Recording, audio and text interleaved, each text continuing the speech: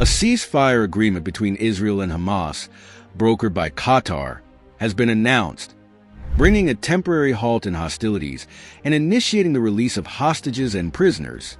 Hamas will free 33 hostages, while hundreds of Palestinian prisoners held in Israeli jails are also set to be released.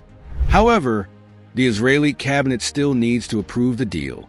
U.S. President Joe Biden confirmed the deal and expressed hope that the ceasefire could eventually lead to a permanent resolution, with talks about the second phase beginning after 16 days of ceasefire.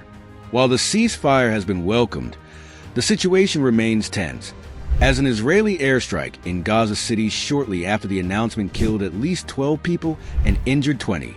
This incident highlights the fragility of the ceasefire and the deeply rooted tensions between the parties.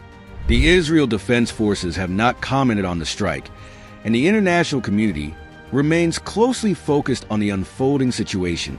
The success of the ceasefire and the potential for a broader peace agreement depend on the successful execution of the initial phase, including the release of hostages. Both sides face immense pressure to uphold their commitments, with the world watching closely.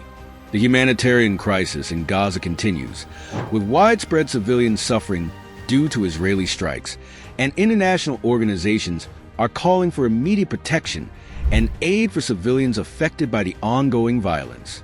Despite the temporary respite, the fundamental issues fueling the conflict, such as territorial disputes, Palestinian refugees, and the status of Jerusalem, remain unresolved.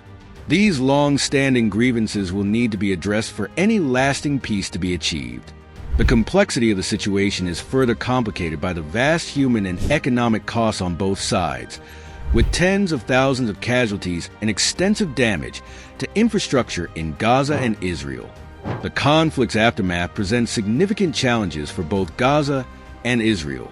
Rebuilding Gaza will require international efforts and billions of dollars, while Israel faces the financial and emotional costs of the war. The long-term stability of the region will depend on the ability of both sides to engage in meaningful negotiations and achieve a sustainable political resolution. The question of how to ensure security for both Israelis and Palestinians remains central to the ongoing discussions.